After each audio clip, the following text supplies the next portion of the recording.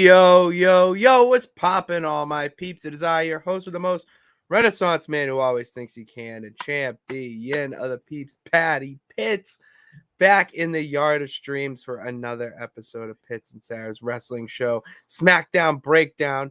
And I forgot to say, because we take no nights off, joining us because you can't have Smackdown Breakdown without the best of the West. You can't forget about Sara Marshall. What's poppin', girl? Hey, yo. Hey, Hello. yo. Hello. Oh, hi. I just got Hey. yesterday. What's poppin', Thank you, dude? Ultra Boy. That's awesome. Welcome to the fam.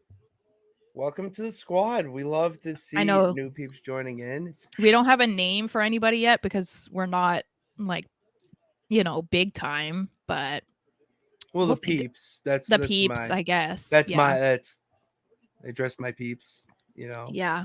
So we can take that name for now, but we do need a show name for our because what I've been watching a lot of now is the Mustache Club. Thank you. I knew you were ready to say like something, but no, you did show me them at first, and then they popped up on the old YT algorithm. And I'm not gonna lie, Sara, I think that we could beat them in some of the quizzes that they do. Maybe. I haven't watched any of their stuff recently, but they do I know that they do a lot of like trivia, Jeopardy, guess the song in the first 5 seconds and whatever, guess the wrestler by their real name. I told you even should do stuff like that. We will. To get more content. I know I need to also do like reaction videos, and we gotta figure that out. Whatnot. But the theme song one, I do a lot better than them. Might be because I listen to them 24/7. Yeah. To get me hyped. But, yeah. So Remy, my cat already causing issues. She's already pressing buttons with her face. So pushing your buttons. Yeah. There. Yep. David's here. What's popping, David? So Smackdown Breakdown, a little bit of a different episode. I love Stash Club. Watch them every Thursday. They're good. We reckon real recognize real in the show. We don't have. Let's collab, Dante. I would love to fucking collab. That would be. They have no reason to collab with us, but not yet. Keyword is yet. Yeah. Anyway, this can be a different type of Smackdown Breakdown today due to the breaking news that happened on Thursday. It was, we took the night off because we just couldn't. We wasn't in the mood after the news of Bray Wyatt's passing, tweeted by Triple H, and sending shockwaves throughout the wrestling community and just anyone who was a fan of him. And this was just really sad. I didn't really know how to put into words. It was just a really sad moment, and they thank you for WWE to putting on the Smackdown last night that they did, and switching gears, making it more of a tribute show, because not only just Bray Wyatt just passed away, but Terry Funk did as well. And I know he is, a bigger deal with the older crowd, but his impact has left a huge mark on the industry for the better. So they did, they said, let's just do something different. Let's honor these two guys, and we'll have a few matches here and there. But it's not an episode, of that's going to happen, a regularly scheduled episode of SmackDown. Mm-hmm. Right. I think it was put together really well. Like we were saying before we went live, like, I don't know that you would have known that they did all of that in like less than 24 hours. Yeah. But I didn't really come away with like thinking that they did anything wrong, or I wish that they would have done something different. I think I thought they did a really great job. So I was happy with it. It was a as happy very as you can be, you know. yeah, I know what you mean. Yeah, it was a very nice tribute and celebration of their lives on the show.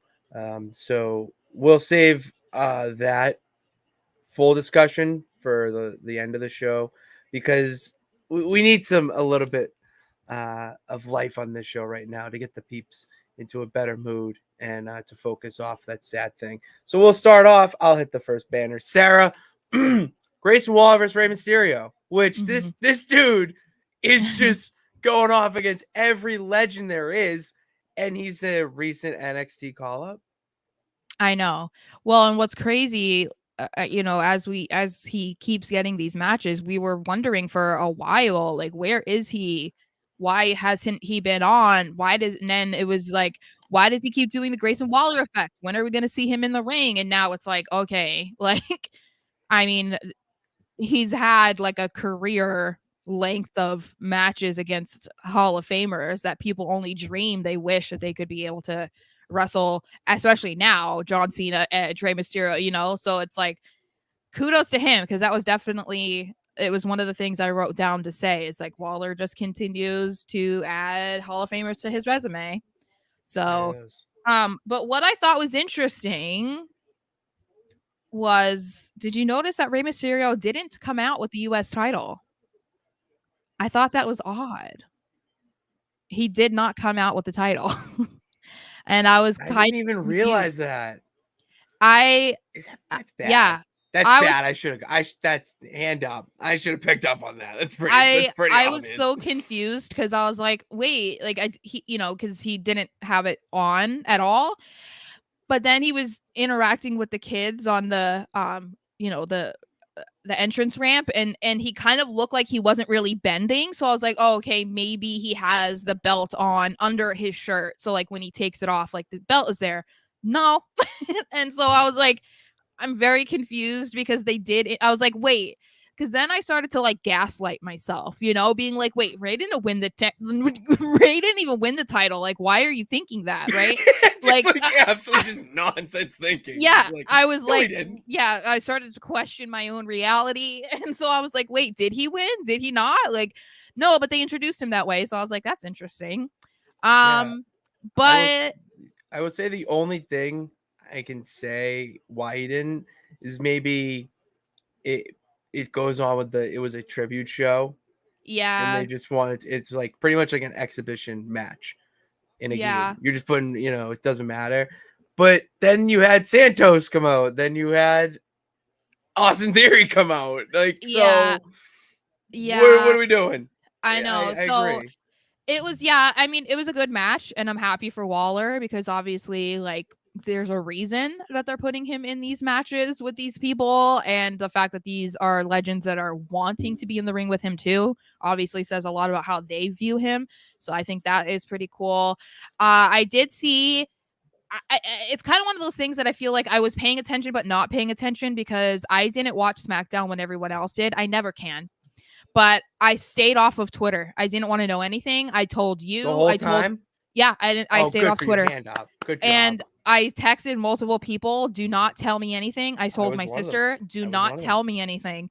And I knew that I had to come up and write. So I was like, okay, I can't watch SmackDown first because I know it's going to mess me up and then I'm not going to want to write. So I wrote my article and waited and watched it because I was like, I can't emotionally handle this. No, yeah, So you can't. No. when I was watching, I didn't notice this until I saw it on Twitter this morning about Ray doing a clothesline and then doing a senton, which basically seemed like a shout out to Bray. So I thought that was pretty cool. That was really cool. I saw that. We got to get more observant because I saw it during the match and didn't think anything of it. Yeah. Maybe just because it's it. But yeah, When I see sentons, I think of Bray because he's been doing that since he was Husky Harris. And like, you know, so I think of him, but I must have just like not been paying attention because like I said, I was like the beginning got me emotionally messed up. Then this match is like right afterwards and I'm supposed to be like paying attention. I could no, I no, you're wasn't. not. You're not gonna Um be able to. For so sure. we do see Austin Theory come out and apparently him and Waller are like buddies now, which is interesting. Escobar comes out also to try and like equalize things, but that doesn't really work. And we see that Mysterio does win because as you said, it was an exhibition match. It wasn't a title match. But I'm curious to see the direction of this going. Like, are we going to see like a continued feud between the four of them? Like, is it going to be like become a tag team thing? Like, what is this? Because this was like the first time that we saw Theory and Waller be buddy, you know? So it's like, what's going on? I mean, we know that Payback is going to be Austin Theory versus Rey Mysterio for the Intercontinental title. Nope. Isn't that? It's not for the title? It's for a title. It's not for the Intercontinental title. Oh, U.S. title. Sorry. See, I was gonna say U.S. title, and then I corrected myself to Intercontinental. So see, I'm all sorts of messed up. But yeah. Anyway, I'm interested to see if that's going to be something that they're going to do eventually. I'm interested. I'm just interested in the fact that the U.S. title is being featured so much now. I just like that. I like that we're finally doing that. Yeah. So, yeah, that's really. I don't really have many thoughts about this match. I'm trying to think of anything new to add. But we did see that they announced that the Grayson Waller effect is going to be happening at Payback, and Cody Rhodes will be the guest. So we now have official word that Cody will not have a match at Payback, which I'm sure there's going to be some people that have an issue with it. But I believe that we talked about this a week or two ago, and we were saying it would, like, we don't care. Like, it is fine if he doesn't, because he doesn't really have a proper feud. But this had me thinking, and I want to get like your take on it. Okay. So since the Grayson Waller effect has basically been a setup for whoever the guest is and their like rival, whatever feud they have going on, because, you know, then Grayson's all of a sudden like, oh, and we have someone else coming out. Cody is not actively in a feud right now. So do you think that we might get introduced to who his next opponent is going to be as he's a guest on the Grayson Waller effect? 1,000%. Yeah. 1,000%. If you ask me who it is, that's a different question. I don't know that. But anytime you have a show like the Grayson Waller effect, Carlito's Cabana, the highlight reel. Mm-hmm. Yeah, like any of those, it's to stir the pot. That's all you're doing. You're just trying to stir the pot. And to have Cody Rhodes, the ultimate babyface right now, pretty much Superman, going into, you know, or the Grayson Waller effect, where he's going to ask the types of questions like that are pretty blunt. You know, look what he asked Edge. And then Edge ended up fully retiring. Weird. So it'll be interesting to see who they bring out, or even not have to bring out, and it could be Grayson Waller. Yeah, but they're on different shows. So are the Miz and LA Knight. Yeah, I guess that. Yeah, I mean, if Cody could agree to go to a couple, I mean, he did it with Roman, but that's Roman. But yeah, I don't know. I'm intrigued. I think Grayson Waller versus Cody would be entertaining. So, but other than that, I don't know really who I would want to be someone that interrupts him or is Cody's next feud. I don't know. I was gonna ask you who's your guess. I don't know. I don't know that there's anyone that I'm really clamoring for, and ironically, it was Bray. So, like, before getting into it, just because I want to remind everybody that we are going to be talking about Bray. We're just talking about everything else before. Remember, I was pushing. I wanted Bray versus Cody. Yeah. No. Wow. Yeah. I know. So that hit me hard too, because I was like, damn it, like that sucks so bad, because that was like my dream scenario for when Bray came back. I really wanted to see Bray versus Cody, and now we're not going to get it. I'm trying to like think right now who on the SmackDown roster, or Raw roster. Yeah, I don't know. Like I just Dom. I think we're overthinking it, and it's going to be Dirty Dom come out. Well, it could be. I mean, and that's the thing. It could be anybody. I don't really care. I just want to be interested in it. You know, so okay. As long as it's like a good one or whatever, I'm fine with it, because I don't want him just like floating around in the abyss for too long, because otherwise it's not that Cody doesn't have a pull on the crowd. Obviously he does, but anytime that someone isn't active in some sort of storyline, you don't like forget about them, but you kind of do, because you don't have something to look forward to every week, and you Yeah. don't have, I don't know, you're not thinking about the story and what's going to happen next and who's going to do this and what's going to, so if Cody is just kind of like floating around doing nothing, I think it's going to do more harm than good for him, but we'll see. So I saw that there was comments. Did you see if there was any? I'm not really interested in Waller Cody. Sounds like a one-off match, not as a feud. Yeah, I'd agree with that. I mean, I think it would be good, but I don't know if there's too many strings involved to have to, one would have to go to the other show a little bit more. And Maybe I think Randy Orton. I don't think it'll be Randy. I don't think it will be either. I don't think he's cleared. I think it's legit. I don't think he's cleared yet. Oh, I don't think he's cleared. This is not a. But yeah. This is the issue too. I think that the floating from show to show isn't that bad of an idea, but they need to limit it, because otherwise, if they just keep doing it, then it's like, what was, one, the point of the draft, and two, what's stopping Cody from going after Roman now? That's true. Because that was a thing where he got moved to Raw. So it was like, okay, well, now he's separated from the Undisputed Universal Championship. He can't go after Roman again. Yeah. But if he can just do whatever he wants, then there's no obstacle for him to somehow get over to face Roman. So that's why I feel like they need to be careful. I think the LA Knight Miz thing was like a special thing. Where because he's that good, he has. He's that over that it's like, we're gonna do this. That's the last one I'll say is Cody versus Priest with briefcase would be something interesting. But I feel like Cody would be like, if Cody would want to win the briefcase in the traditional sense, like he wants to climb it. He doesn't want to win it off a match. You know what I would love though?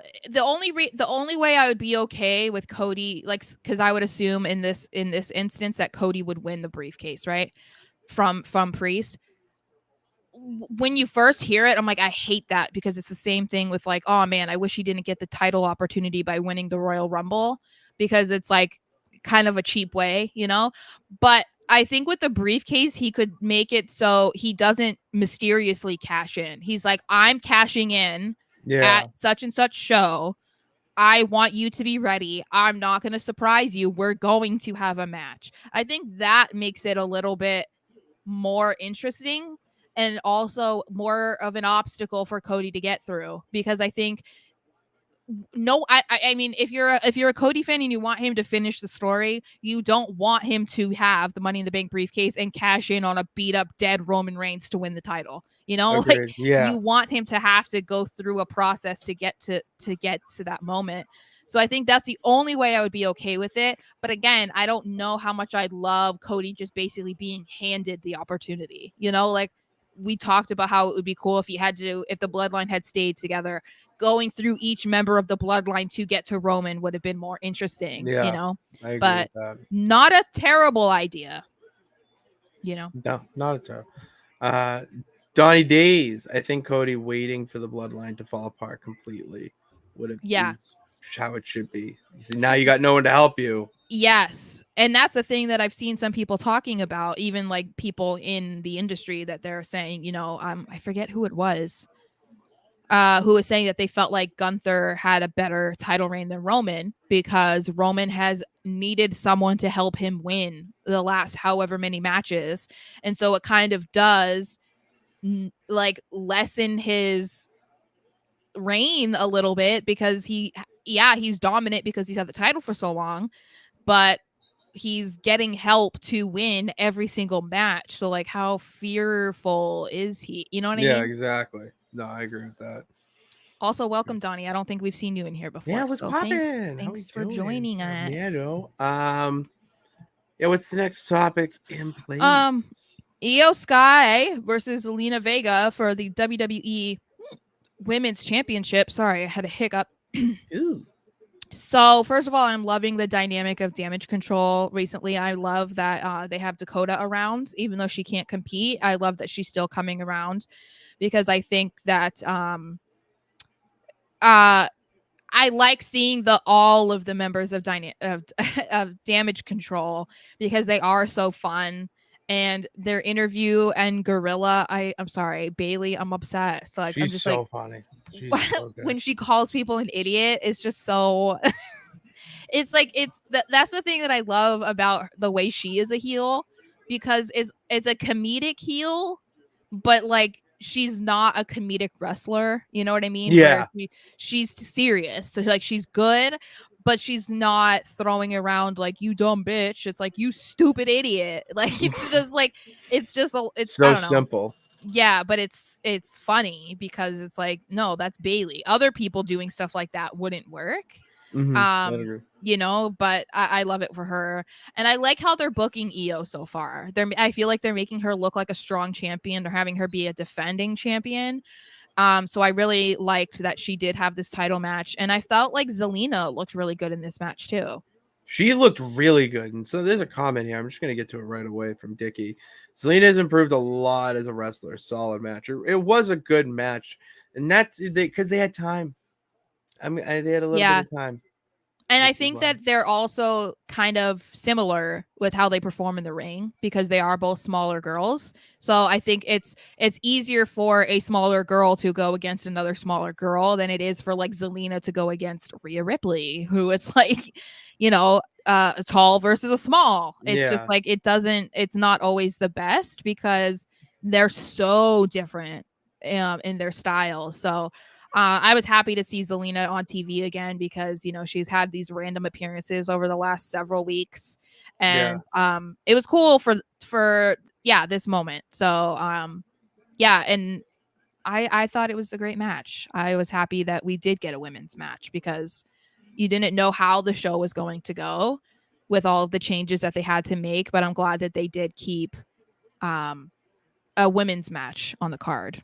You know? Yeah, especially in one for the title, so it seems like it's gives a little importance to it, and have Io Sky too. Like she's such a good champion, and to have her defending it like this, it gives it a little bit more legitimacy to her reign. Yeah. Well, and she's just so fun to watch in the ring. Talented. I'm just so glad that she's getting the opportunity to actually show what she can do because tag team wrestling isn't bad, obviously, but uh it's not always the best to showcase what someone can do. Because obviously you're splitting your time in the ring with somebody else. So I love that Damage Control is still together, but I love that Io is getting this solo time because like I don't know that many would have even remembered or knew how good she is in the ring unless you paid attention to her in NXT or like you're just finding out now because you weren't familiar. So I'm excited because we're big fans of Io Sky in this house. She's my nephew's favorite female wrestler. So one of my favorite theme songs, hands down. Oh yeah, it's really good. And that hits. Oh, I know. Oh, it's so good. It's so simple, but it's good. Then we had Cody Rhodes. He paid tribute to Terry Funk, which I thought was really cool because, I think, and because of the 24 hours later, basically we found out about Bray. You knew that there was going to be a heavy focus on Bray. Not for any bad reason, but obviously he was an active wrestler, so it like hits home a little bit more. So I like that they still gave a personal touch to what they were going to do with Terry instead of just giving him like a video package and that was it. I like that they had someone who knew him and like experienced him in life, and because we know Terry Funk and Dusty Rhodes, they had quite some battles. So I thought that this was a great way to honor him. It was a great way to honor him in what you said too. What stands out to me is more the sense that Terry Funk has been in this industry for 50 plus years. It's as recent as giving Dean Ambrose, John Moxley, Tomato Potato, a chainsaw to use that Brock or whoever he was fighting at that Mania ultimately said no to. Mm-hmm. And his impact was so great that a lot of the wrestling fans, either our age or obviously the younger crowd won't appreciate or even know who he is. But just next time you watch a hardcore match, and I don't mean the one that followed the speech, but next hardcore match you watch, if you see a trash can or some barbed wire or anything, thank Terry Funk, because he's the guy that did it. And one thing that stood out to me that I didn't really realize was how much how great of a run he had in the NWA with that championship and making it legitimate, Mm-hmm. and his feuds there. Like, the Funks are a staple in wrestling. That's Mm-hmm. one thing you learn once you really dive into it and learn the industry as a whole, is that there's so many different little families Yeah. that made wrestling or helped lay the foundation of what wrestling is today. The Funks don't get that credit. The Rhodes family is finally getting that credit thanks to Cody, but the Mm-hmm. Funk family still is not getting the utmost credit that they deserve because they went the hardcore route and AWA and whatnot. But it was a nice touch to give him that time, especially to have Cody do it. I mean, God, I could listen to Cody Rhodes give a speech about how paint dries on a wall, and I I'd be know. fascinated. Yeah. So it was cool to hear like the personal stories that he had because, it's easy to be like, okay, yeah, they brought out Cody because he's going to get a pop. They brought out Cody because he's a good talker, blah, blah, blah. But no, it was like actually because he did have a long connection to Terry Funk since, he told a story about when he was 11 years old. So he had been exposed to him for a very long time. And so I thought, yeah, this was a great way to honor him and not make him feel inferior on a night Mm-hmm. that obviously was dominated by memorials to Bray. And then we find out from Cody that we were going to have a Terry Funk hardcore match in honor of Terry Funk between the Brawling Brutes and the Street Profits. And this was another one of those moments that I laugh at the crowd because I'm assuming they just didn't know that who was going to be in the match, but like they're going crazy for the Brawling Brutes, and then the Street Profits come out and they're like going crazy, and then in the match they start booing the Brawling Brutes, and I'm like, yeah, you guys can't decide who you want to cheer for and who you want to boo because you like them both. I like So them both. I thought it was funny. But yeah, I would say it was a really good match. It was not, I think it was this era's hardcore. This era's WWE hardcore, yes, Yes, yeah, absolutely. what this era would define hardcore.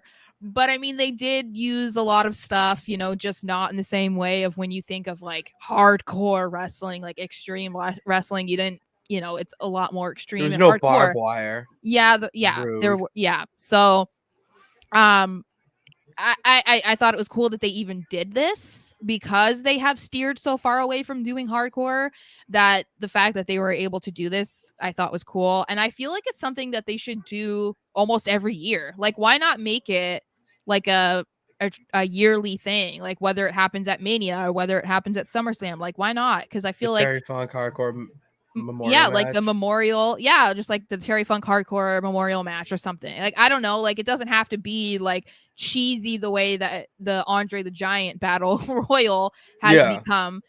You don't have to win a trophy, but if they want to still kind of bring in hardcore but not go straight into like your John Moxley right now, I think this is still a good way to do it, and you have something that you look forward to every year because you know it's going to happen every year at this show or whatever.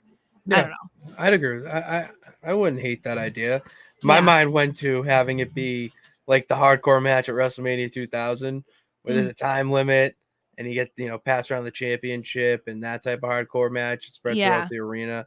That Hmm. would be cool. I would like the idea if you go that direction and have it Yeah. be not on a WrestleMania card, Yeah, but that's maybe why I like said like SummerSlam or Extreme Rules or something like that, maybe Survive. Oh yeah, Extreme Rules. Yeah, have Extreme Rules. Yeah, but Yeah, it could be like, people have to, maybe they have to compete to get into the match because people want to get into it. You know what I mean? Like there's it's ways that they can, hardcore. yeah. So I mean, there are ways that So people not can everyone. kind of go about it to like Yeah, make it exciting. absolutely. So we do see, this match is pretty good. Bobby Lashley does come out after a while to watch the match, and we see Butch hit him accidentally or not. up to your interpretation, when he is getting a table from underneath the ring, and this leads to Lashley being like, you know what, It was I'm not. intentional. Yeah, I'm not. Boom. I'm mad at you. So he spears him, like basically took the life out of him. Did you see And the the prophets, fluidness of that spear? I know I know. And the prophets obviously took advantage of it by then putting Ridge through a table, and that is how they won. So again, Classic. it was a good match because it didn't mean anything, but it was in memory of Terry Funk, so it's like it wasn't completely pointless, and it was something that we don't get to normally see. So I thought it was great, Yeah. and I love the Street Profits gear. Yeah, it is nice. It's I like a lot more clean. Yeah, I like the colors of it and everything. So I thought, I'm still kind of confused about their whole direction, but it's fine. They're entertaining and they're great in the ring. So I'm not going to complain. I really think they should change their name to the Suit Profits. I know. 1,000%. Like, why? What are we doing? I don't know. They're missing an opportunity. Then we move on to some of the beginning of the Bray Wyatt stuff, and I Memorial first Talk, just yeah. want to make sure that we play this because we're talking about him. So, I was thinking to myself, like, what kind of deranged Woodstock damaged ding dong names their son Los Angeles Knight? Honestly, I have no idea, Bray. I have no idea. We've been questioning this know. since you said this. We made it Is a he even clip. from Los Angeles, Sarah? Are you actually asking me? Like 50-50. I'm also making a Okay. reference, but like I kind of curious. I don't know. Originally, no, he is not. I think he's from Maryland originally, but he has spent a lot of his adult life in LA, and he like considers it his home. So okay. That was why he also was fine with going with LA Knight, because he loves LA. So yeah. You're welcome from watching too many of his interviews to actually know. No, that's what we need, girl. Yeah. Wealth of info. Yes. So we knew that LA Knight was going to be getting the main event match because he was the last rivalry with Bray Wyatt, as we know, for the infamous Mountain Dew pitch black match at the Royal Rumble. So I thought that was really cool that they were going to involve LA Knight in that way, because I mean, that was 7 months ago, and the match didn't go greatly. Although I would say it's iconic because it's memorable. It's the only one that they've ever done. But I really liked too that although he was still in character, I like that LA Knight just let you see us like the human side of him, like to see the Sean Ricker side, you know what I mean? But still had it laced with LA Knight, if that makes any sense. Absolutely. I know what you mean. Yeah, and I think one of the best lines that he said obviously was, sometimes your greatest foes turn out to be your greatest helpers. And so he said that him and Bray went through hell together during their feud, but that he now knows that Bray was just preparing him to get through anything. And this is where he got a little bit more personal too. He says that he held himself together pretty well when they were showing the video of Bray at the beginning of the show and seeing all the fireflies in the arena, but that once they showed pictures of Bray with his family, that's when he got a little, it hit home a little bit. But then he said that he could feel Bray's spirit in the building, and he knew that everybody there, all of the fireflies there, could feel Bray as well. And I'm trying not to get upset already. But what did you think? What did you think of what LA had to say before he goes back to being LA Knight? No, yeah, it was really touching. Because you want to live the gimmick. Yeah. But sometimes you need to take a seat and not you be you, and be you for a minute. And that's what he did, because Bray Wyatt was such an influence backstage, not in the politics of it, but just as a good person. I mean, the amount of stories I've watched online, seen, whatnot, of him just being a genuinely good dude to another wrestler or another wrestler's family, a kid fan, just making their day by going up to them and giving them a high five. And even I saw one person tweet out that she was DMing with him, and it was all, stay strong and whatnot. Like, this man was more than a wrestler. Bray Wyatt and Wyndham Rotunda, there's a lot of similarities there. Mm-hmm. And that's what I think made him so special. Mm-hmm. Yeah. And so I felt like LA Knight did a great job. And then he did do the swift turn into obviously talking Well, that's why he's a about pro. He's a pro. Yeah. Talking about his payback opponent, which we now know is an official match. Thank goodness. Thank God. So we were shown a TMZ interview with The Miz, which was fake. It's not. You thought it's fake? Oh, 100%. That's not real. I don't know. No, TMZ does come on right before SmackDown. I know, but that wasn't real. That was for the show. It was 100% for the show. I was leaning into your point. Oh, okay. TMZ's on right before SmackDown. Yeah. So I didn't know that. Promotion.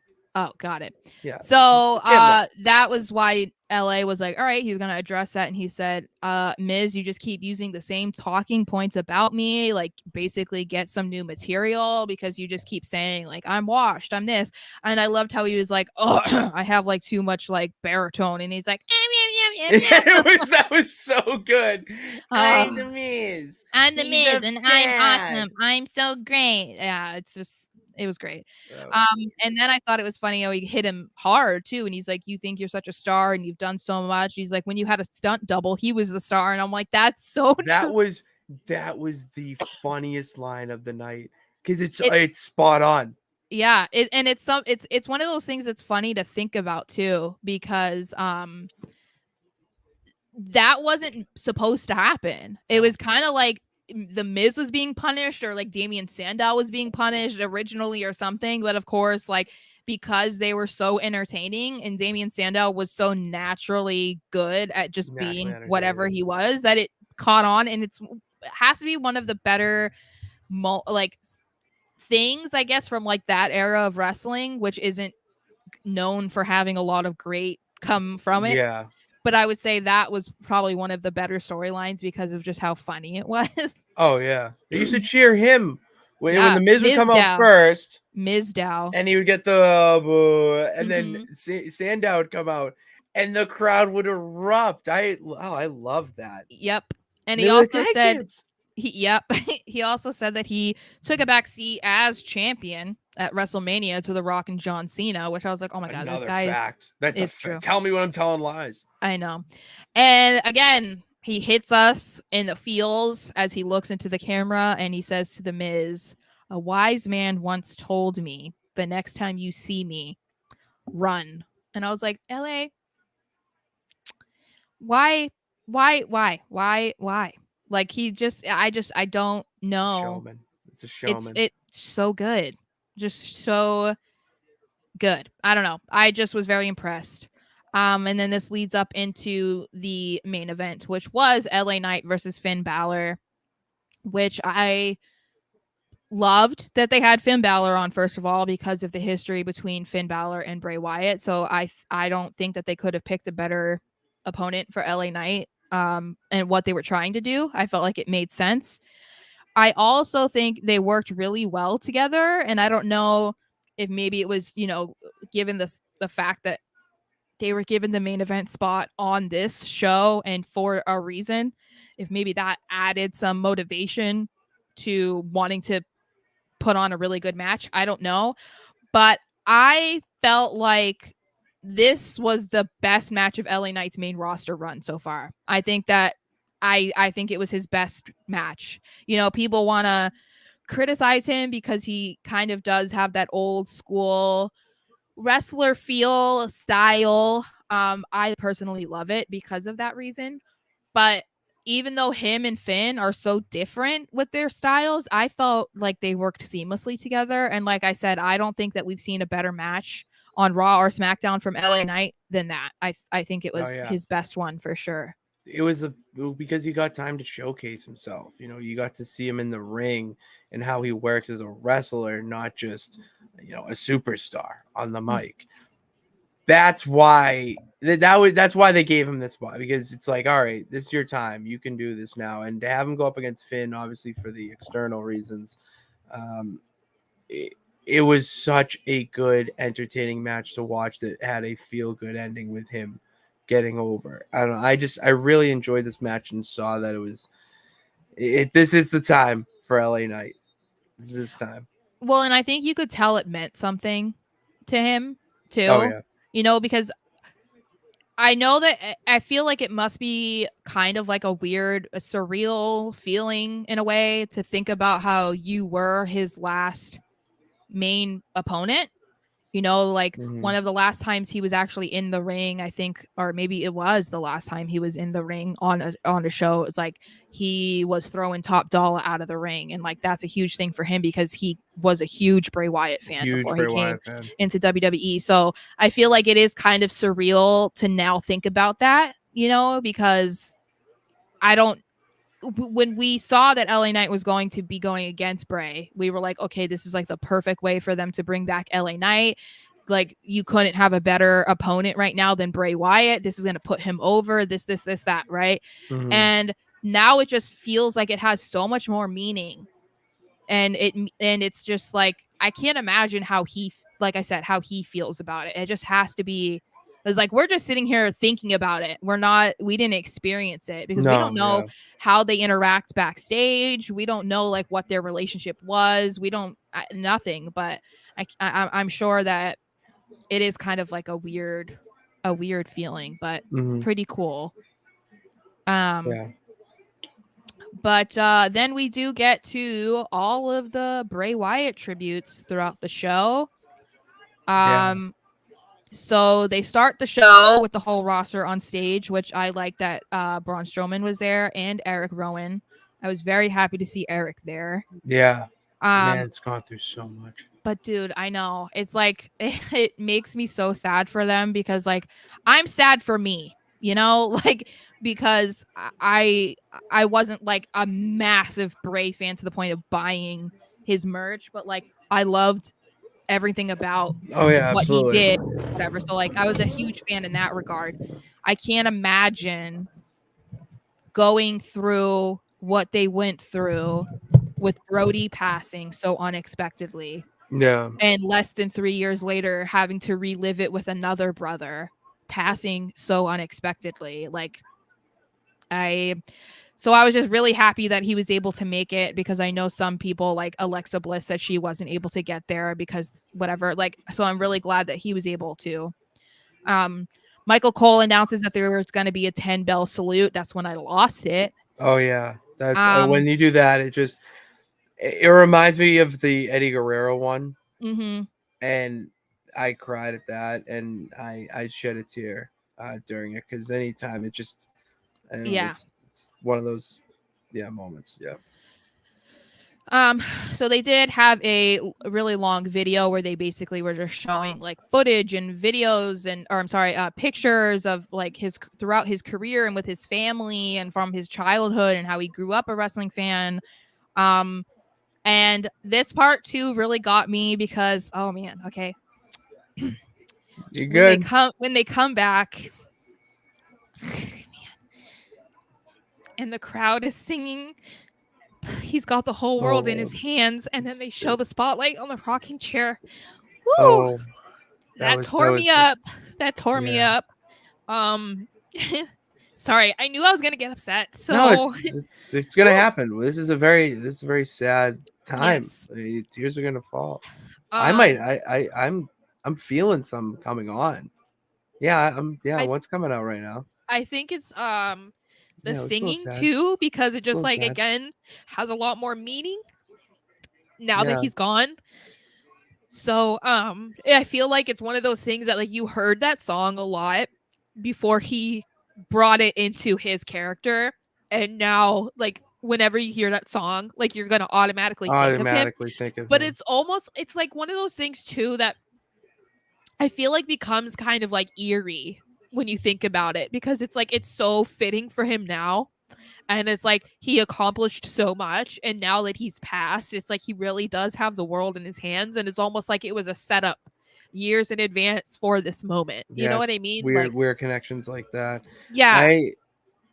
I just, the one thing that captivated with that whole world in his hands is when he was feuding with Cena, and the kids. He had the kid or the kids. I forget which one it was, but there was a kid when they were involved. the choir. The choir, yeah. It was like, I Le- mean, legendary. this man is such an incredible mind and a presence that's like you can't look away from the TV as a fan. You can't. And anytime he was on screen, I never looked away. I mean, he introduced Follow the Buzzards. It was the Yeah. first time ever. And I'm just saying this to all my friends. I Like, think picture them. I I'm was the like, one. follow the buzzards. I Follow the think I'm buzzards. the one who told you what buzzards were. You I did. think. I didn't know what they Yeah. were. I did not know what they were. And I Yeah. was just saying, follow the buzzards to all my friends. And this is before he even had a match. And then he has the match. And, you were even there for the Inferno match or The Ring of Ring of Fire. Fire, tomato, Mhm. potato. I know. I found the footage, by the way. Oh, nice. Yeah, you see it text, I think. Yeah. I have to text. Yeah, I have to text it to you. And then Or since then, just like going with that, like, he was an incredible mind that anytime he spoke, you didn't know what he was saying, but you were drawn in but to it. Um yeah, it just there's not many like, and then that was the character, you know what I mean? And then to know him as a person, all that's a whole other thing. So well, and yeah. there's a lot of clips from like interviews and stuff of his that are resurfacing or like, making the rounds again. And it's like, I feel like I don't remember. I think it was Top Dollar that was saying it, where it's like, there are people that are basically like put on this earth and that they're not here for very long, but that they're here to like reach a lot of people with like what they do and with their passion and with their words, and like that's their purpose.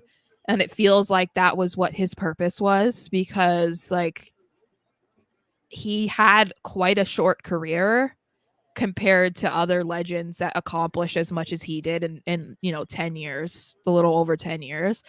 And like he's easily one of the best ever, and it's because of, not just because of everything that he accomplished, like what's on his resume, but it's like what he had between in his skull, In like his his mind, brain, his just creativity. Like that is something that I think that we're going to miss the most, is that like there's not going to ever be another Bray Wyatt.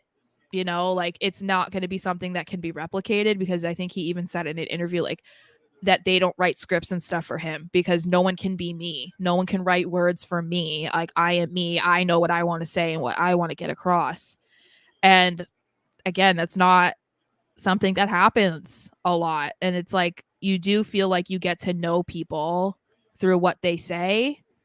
yeah. And I think that was the thing that, as I was saying, oh my gosh, okay, that was what I was saying to you before, is I was a big Bray Wyatt fan before, but through his last return, the return promo that he had where he's like crying in the ring and talking about how rough his last year had been, that was when I think that I really like saw him differently, Yeah. because it was just a lot more of a relatable side of him that you could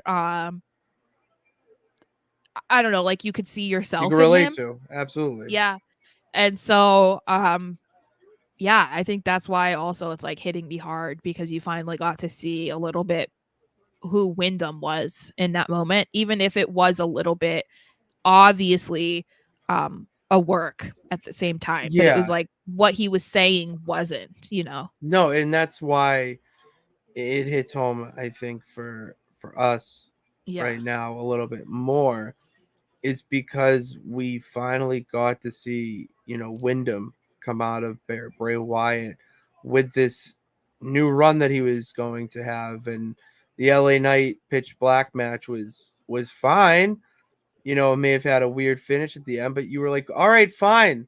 Let's go to the next one. We're excited for this. We want Mhm. to see this, this guy again. And it just it never fit. It just which is a shame because I feel like this run that he was going to go on really would have resonated with everyone. And I'm just I'm backing up for a second, like, and that's it's sad. I don't know. Anytime a death like that, it's very sad. I don't really have a lot of like words to say about that. It just, Yeah. for someone who's one of my favorites for a long time, to be taken, it's one of those things that happens in wrestling that it's happened forever and it never gets easier. No. Well, and I think with him too, what made it, I mean, other than the obvious reasons why it was like shocking, other than the fact it was his age, it was this, it was that, we didn't know what was going on, which is fine. It's none of our business.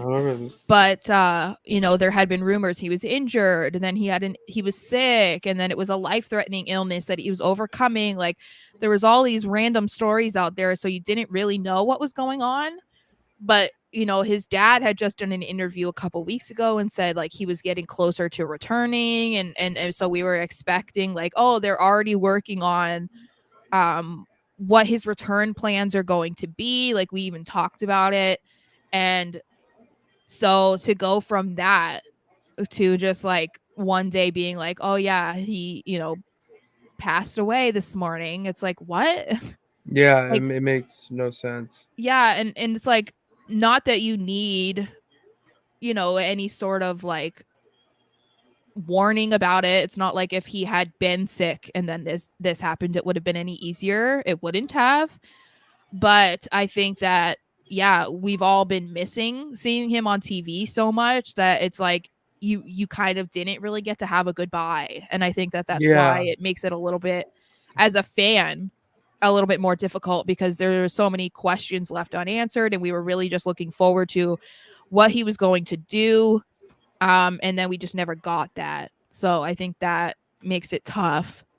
But I did like how they ended the show, where they turned out the lights and they had the image, which is our background today, of Bray in the ring surrounded by the fireflies with the lantern left in the ring. And that, I'm really glad. Oh my gosh. Okay. Because they were alluding to that they were going to turn the lantern out. Ooh. But they didn't. They didn't turn the lantern.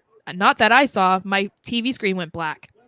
Maybe that was okay. Well, I'm just glad that the physical lantern didn't go out. Oh, that would have been that would have been real. That is what I was happy about, because there was rumors that was what they were going to do, and I was like, don't do that, Yeah. But yeah, so I thought that was a good way to end the show. Yeah. Very impactful. I feel like I don't have a favorite Bray Wyatt moment, because I just enjoyed the Wyatt family so much. Like, I just felt like I was always, I mean, I would have to really think about it. I haven't had my mind right to be able to think about a specific thing, but I loved the Wyatt family. I thought he was so good at that character.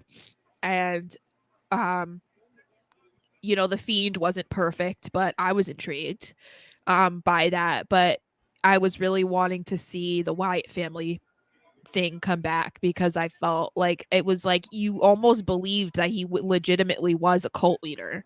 Like he played that so well that you almost were like, no, this is a cult leader that they just pulled off the street and put in on the show. Like, he was that good. I've been really trying to think of my favorite moment. The Cena match at Mania, very good. I think is up there, because that was, I would say, his Super Bowl of all his creativity into one, and who better to have an opponent, and it's a guy like John Cena to unleash it with. I thought it was awesome. Cena said that was like one of his favorite matches of his entire career, and part of it was because of how much he got to work with Bray, and how Bray kind of dictated willingly, like, because he was given that to basically use his mind to come up with everything to do. And I think that, yeah, that's definitely one of Cena's most memorable matches, I think, because it was like so different, so theatrical. I mean, one of my favorite pictures is Cena in the NWO shirt. So Oh yeah, it was that's classic. iconic, especially the circumstances that they were under with the Thunderdome and whatever. I think that they couldn't have done a better Mania match than that. I don't think so either. Kingdom of Razor said that he wants to hear the Fiend's laugh one more time. The Fiend was I thought he was terrifying. He scared me. He was Oh my, terrifying, and he I'm an did adult so saying good. that. No, me too. He's like, it was the music that they would play when he would just like appear, that like scary music. Oh my God, yeah. it actually scared me. And I was like, I don't want to be at a show with the Fiend because I'm gonna be that. I'm gonna be running. I'm gonna piss my pants. I was like, Gonna I'm gonna be that full grown adult, like covering my eyes, like no. And the lantern with like the Bray face. Oh my God. Oh my God. The face. That's what really freaked me out about the Fiend was there's a lot of masks in wrestling that are like over the top cheesy. It's like, I'm this scary demon. It's like, dude, that thing was bought at iParty. Yeah. But the Fiend mask freaked me the fuck out. I'm terrified of that image. I know. Still. And what I think is so good about the Fiend was like, with Kane, it was like you believed that Kane, like that was his face, kind of. Kane. You know what I mean? But with Bray, I think what made him scary, or the Fiend, was that you knew it was Bray, but there was a purpose to him wearing that mask because it was like an alter ego. And I think that you can kind of associate that with like horror movies, you know what I mean? Yeah. Like Jason wore the like hockey mask and like, like that kind of thing. So I think that's what made it scarier because of how you could associate it with things, are like when people are committing crimes, they wear masks, so I think that association made it a little scarier. And then Kingdom of Razor saying that Shotzi, Karrion Kross, and Scarlett all got the symbol tattooed on them. I'd like to get not that tattooed. So did Braun. Braun did. And Rob Fee also. Rob Fee. Okay. Yeah, the one who helped him come up with the Fiend and all that. Yeah. That's his image. Yep. So I think there's any more comments here that are worth getting to. This one broke me a little bit. Oh, dude, that is. Damn, I'm gonna get a little teary. I know. I've had like one or two, but yeah, no, it was just it's really sad. Mm-hmm. And this is true. Cena is supposed to be at Smackdown, so he is saying that he's gonna pay tribute to Bray. It's not in Boston, right? I don't think so. It's 2 weeks. Yeah, I don't know. Which I think the Movement wanted to go together, which I might at this point take up. You should. Yeah, I'm. Oh man, It was just it's The last thing I'll add is that you see these types of deaths in wrestling for ever and whatnot, and sometimes it's just guys are like, oh, that's sad because they were young. An older guy that's sad because they made an impact, but you didn't really know them. When it's someone like this that kind of has all three, he's a favorite, super impactful in the business, and then also had the love and respect of all his peers. That trifecta really, I think, hits the worst.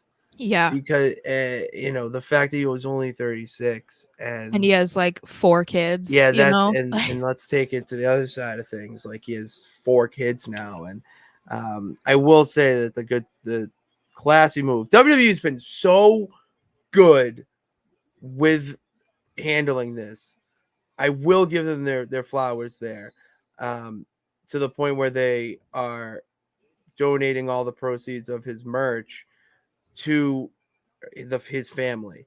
Mhm. So to the peeps out there, they're in here, go buy a shirt. I'm gonna go buy a shirt when I get paid on Wednesday, because obviously you want to have that shirt for remembrance, but help out a family in need, Mhm. because that's what it's about at the end of the day, is helping people in need. So if you can buy two, buy two. I don't know everyone's salary or how much people get paid, but you can definitely give that $30 to a family that is in dire need of help right now. So Mhm. that's my last thing I gotta say. But unless you have anything else to add. No, I think that I'm just grateful that we got to experience Bray Wyatt for so long and we got to see his creativity put on our screens. I'm grateful that I got to be in the arena twice to see Bray Wyatt live and be one of the Fireflies. So, Yeah, I will say, yeah, that was one of the coolest moments. Actually, I forgot that before we went right into YouTube, we had an intro for the pod, mhm, that had Bray, a little Bray remembrance there with the we're how here. we're here and the segue noise, Yeah. and it was, I loved it so much because when I was there for the Money in the Bank in 2014, to hear him say Boston, we're here, to hear my home city, where he said everywhere else in America. And it's like, well, I want him to say Boston, like I want to say, and it says it, and then you're there, and you are part of the Fireflies. It's damn, I'm getting goosebumps thinking about it right now. Because to be in that crowd during that entrance and to Yeah. hold your phone up, because the all the lights in the arena are off, all the lights in the arena are off, and the building could not be more lit up because of the fans. Every single person basically has their phone as he walks to the ring. It was unbelievable.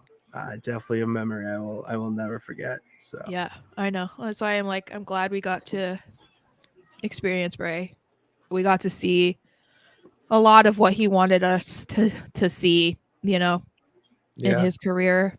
Never would have guessed that we would get to this point over Husky Harris, you know? yeah, yeah. So You did not think Husky Harris would have turned into I didn't this. think I would be crying over Husky Harris No 13 one ever years later, does. you know? Yeah, no one ever does. Yeah. And we thank you to all the peeps here who tuned in with us and remembered Bray's life with us. Let us know your favorite Bray Wyatt moment in the comments below, or any other favorites that you might have.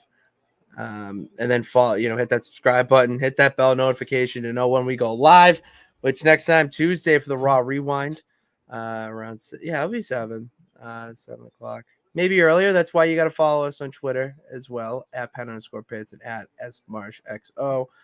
And for the other one, social media handles, just go in the description below, hit the Mhm. link, follow us. We're there for you. So thank you guys for tuning in. God bless. Remember that you can do it.